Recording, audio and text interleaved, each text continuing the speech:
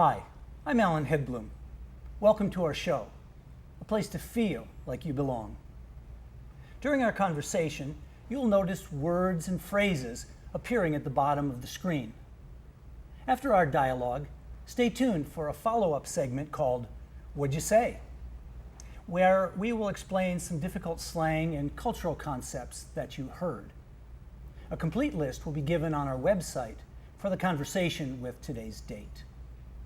For now, I'd like to welcome today's guest, Antoine Dubeauclard. Antoine is president of Media Genesis in Troy, Michigan. Antoine, welcome to Feel Like You Belong. Thank you, Alan.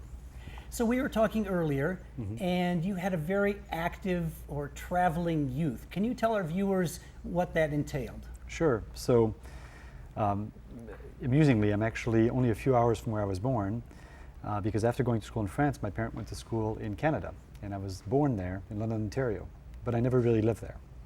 I was only there for a few months. And so my first flight was really a few months out, back to France, where I spent a good chunk of my next 12, 13 years, so all my formative young years. And we traveled just about every year we were in France, and moved when I was 12 and a half to 13 to New York. So first you were in Canada, and then in France, and then in New York in the first dozen years. Yeah. And as a matter of fact, one amusing element was I was also sent to Canada to meet some people, and I didn't speak the language at all. At 7 years old, I went alone on a transatlantic flight, and at the time it was quite different. I got into the cockpit, the pilot showed me all the controls. It was a little bit unusual at that age to really be going and meeting people I'd never met. They were friends of my parents, and they wanted me to have an experience in Canada since I was born there. So I did that when I was 7 years old, and then came back the next time, really, when I was 12 and a half, and we moved to New York. Then we went back to France, and then eventually to Michigan.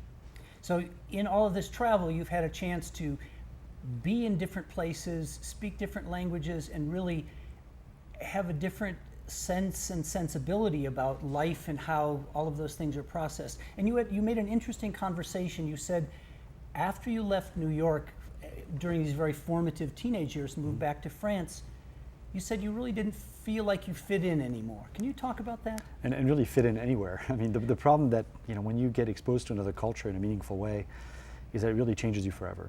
It's just a different filter by which you see the world. And so that exposure, once you realize that it goes beyond the differences between two cultures, but it's really differences between all cultures, opens a whole new world. And one of the byproducts of that is that all of a sudden you're not quite like the others. You've been exposed to a different way of thinking. And you've seen how people do things differently. Customs are different with food, with schooling, with beliefs and values and everything else. And you transport that to the other culture, and they don't match.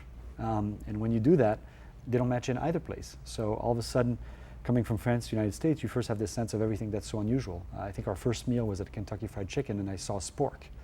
And it was beyond me that somebody could invent a tool that bridged a fork and a spoon, or let alone eat the kind of food that we did at a fast food like Kentucky Fried Chicken. And coming back to France, there were all these things that we learned that were different ways of doing things that seemed much more practical and whatever else that we now brought into that culture. So we felt like we didn't fit into that culture either. So there definitely is a period of time during which you do feel like you're in a separate category and you have a different perspective. And in time, I think you adjust to that. But it's something that definitely in the first few years was really important and affected me quite a bit.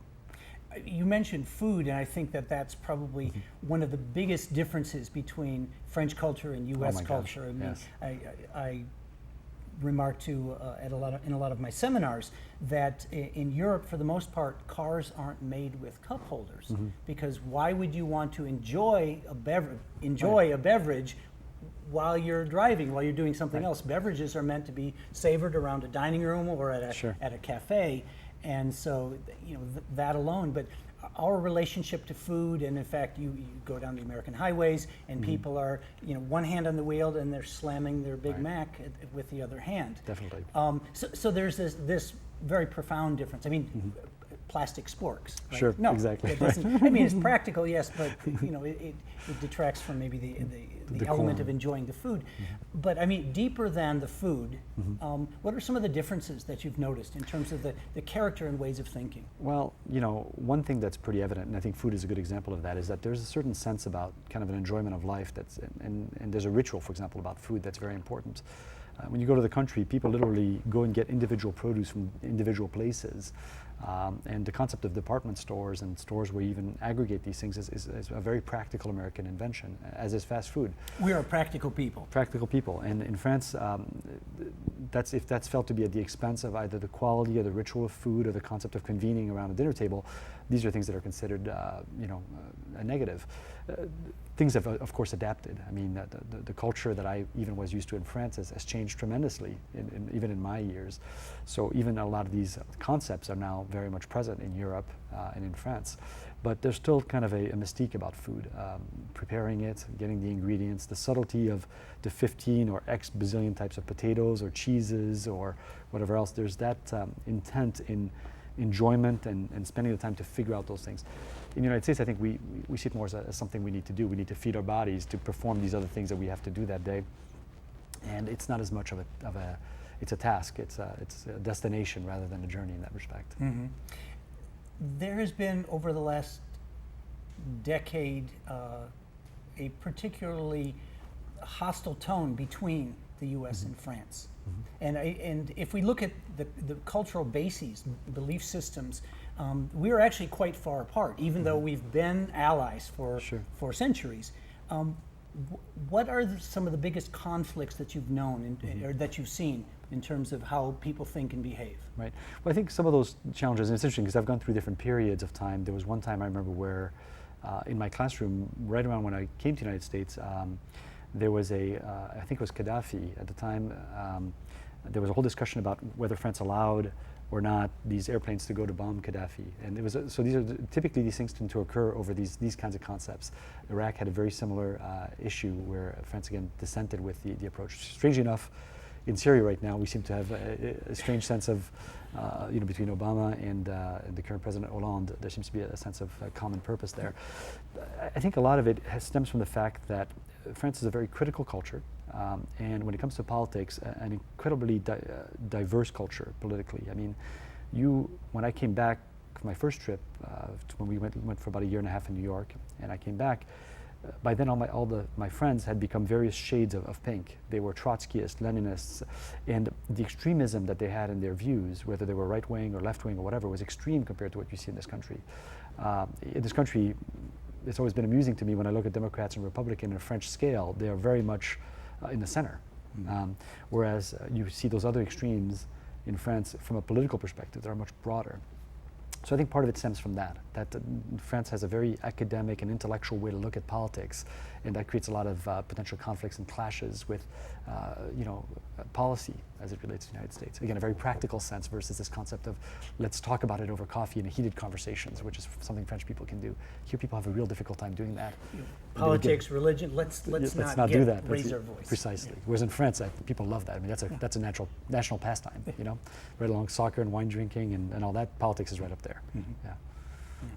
So, if you were to talk with the average French citizen, what would he or she say about Americans? Well, the first thing is there's a love affair with America. There's always been a love affair with America. I mean, the export of culture, which is one of the biggest American exports in a lot of ways, has always been embedded in the soul of France. I mean, France is a very old country, so it's very traditional in some ways. And the concept of the Wild West, all those aspects of these movies, I mean, these are so embedded in French culture that a lot of things that we would see, whether they were, for example, bande dessinée, which are the comic French and Belgian style comic books, so much of them were about, we'd read about the North and South conflicts through Blueberry. We'd read about the Wild West, Lucky Luke, and all those. I mean, all those things were all part of this American culture that is idolized. And that's music, even food, which is why fast food does so well actually in France, American fast food. So there's very much, I think, an idolization, and on the other side, I think there's sometimes very much cynicism or critical aspects about foreign policy, and that's typically where those divergences are. So culturally, I think French people love this country. And I think on occasion they very much get ired at the policies. And this is speaking as a broad generalities because of course you've got lots of different people with many different beliefs there. Sure, sure. Switching topics a little bit, you have a technical background. You went to the University of Michigan in engineering and computers, right? Actually, no, in literature, science, and arts. At the time, really, what I wanted to study was not around, plain and simple. The web didn't exist. Okay. It just was burgeoning right around 92, 93 when I was in school. And that, so I was very much involved with it, but it wasn't my field of study. Okay, oh, interesting, okay. Because you work for a very technical company. Absolutely.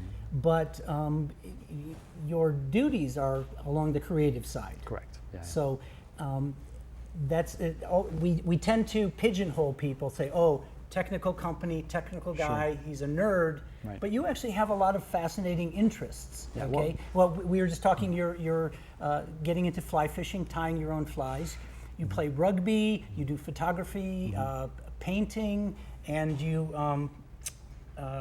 Brew beer, among other things. Brew beer. Thank you. That's what I was. Which any self-respecting European. Well, and I'm adapting to the American standard. I would be making wine if I had better access to grapes. Okay. Good. So what's the connection between somebody who's technically minded and somebody who has all these other interests? Well, for me, they all fit into one continuum. I mean, if there was one era and one time period that I would love to, reflect on or be in, it would be the Renaissance. I mean, meaning that this is an era where there's enlightenment. We're looking at a lot of things. Arts are very much part of our lives. There's a lot of scientific discovery. There's a lot of exchange of people, and arts and culture are part of that mechanism. So I very much love that era. And it's an era also where there's a lot of optimism when it comes to things to do. In other words, and that's reflected in what I do. In other words, I love to pick up new hobbies. I learn from them and I apply them to different things. So I very much love that amateur aspect of, and by that I mean in Greek sense of the term, which is deep love and interest in a specific topic that I develop as fast as I can, as much as I can, with high density, and then I move on to other things. And I go back and forth sometimes between these hobbies. As I get older, some of them last longer. I've discovered beer brewing is both a lot of fun and very practical. So I very much enjoy that task. Fly fishing is very rewarding, but I'm not quite good at making good flies yet. So it's going to take many years, I think, to get to that. So. Not bringing home a lot of fish either yet. Not with those flies. You're doing better on your shopping excursions at Meyer. That's right, precisely. Yeah, sure. To wrap up, I'd like to reflect a little bit on, because when we were talking about this, the element that came up was curiosity, right? Like how does a system like the internet, when it was just getting started, how does this work? How can we make this work? Right. And then transfer it to whatever else you're taking up. We were talking about immigrants and in the characterization of immigrants and why this country and every country needs immigrants. Right. Can you help make that connection? Sure. So I think one of the traits that's very common with most immigrants is that there's a sense of opportunity that you have in a new country.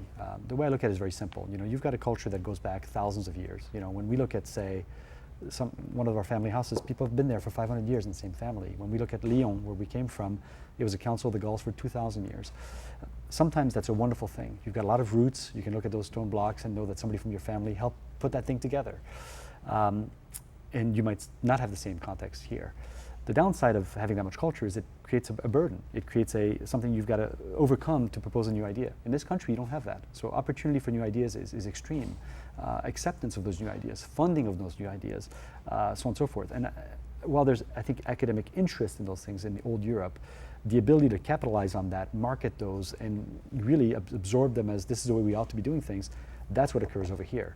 So I think it's an incredible country with that aspect of it. And part of it's because our common history, at least notwithstanding the people that were here before us, the first peoples, is a few hundred years old. And so we don't have to combat as much history. There's many opportunities to do things in a new fashion. And the government and the structure that we have, our capitalist society, reflects that, encourages that. Whereas in Europe, that's less likely.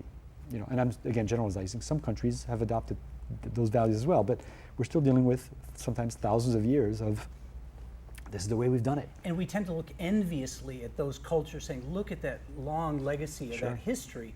And until this moment, I hadn't thought about it as a potential burden on the other side of the coin. So think about it from an entrepreneur perspective, lots of statistics about, immigrants start more companies, file more patents than their counterparts that are American born. I think that's a reflection of that. The people who come here have that intention, have that intent. They want to create. They want to start new businesses. They want to invent things, and that's one of the reasons why they're here. Mm-hmm. Mm-hmm. Well, this conversation has been absolutely fascinating. We could go on a lot longer, but unfortunately we're going to need to conclude. Maybe the next time we do continue this, it'll be over a glass of your home-brewed beer. Absolutely. If I could maybe so bold as to self-invite. I've got a couple of IPAs that are ready to be drunk. Awesome, awesome. Well, thank you again so much for stopping by. And for our viewers, please stay with us because we'll be back shortly with our segment, What'd You Say?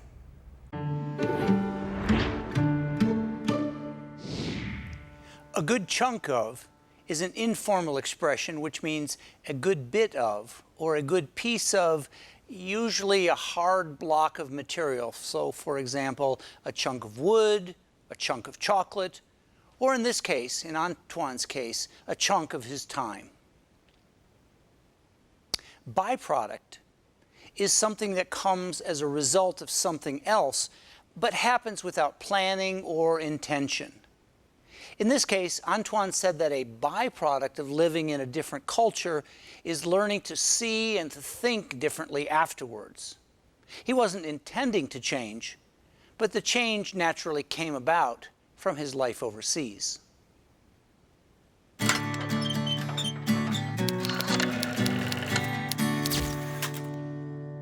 You probably know that a motel, an inexpensive place to sleep, is a blend of the words motor plus hotel.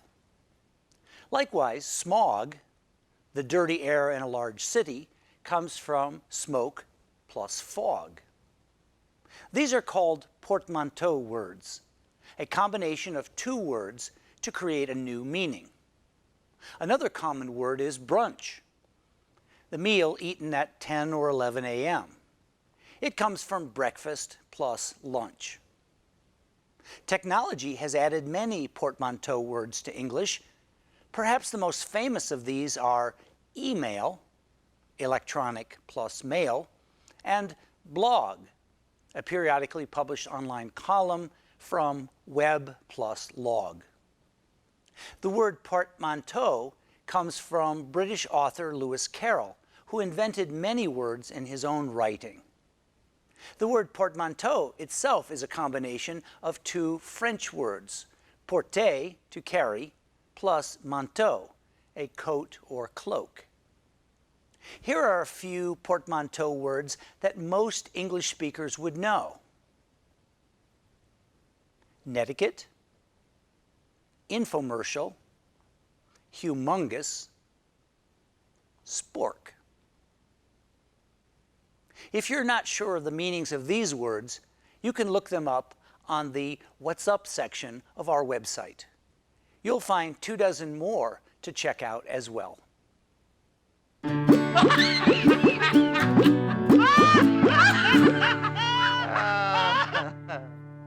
Today on What's So Funny, we have a sign to show you. The photo was taken of the door of a men's room in a restaurant in Grand Rapids, Michigan.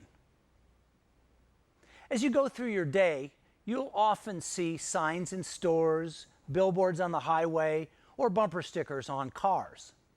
Oftentimes, Americans use these as opportunities to employ humor.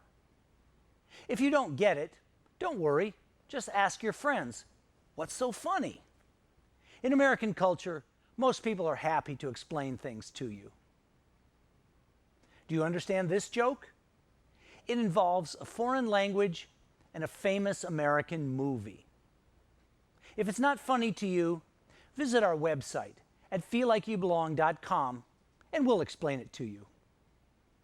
Have a good day, and don't be shy about asking, what's so funny?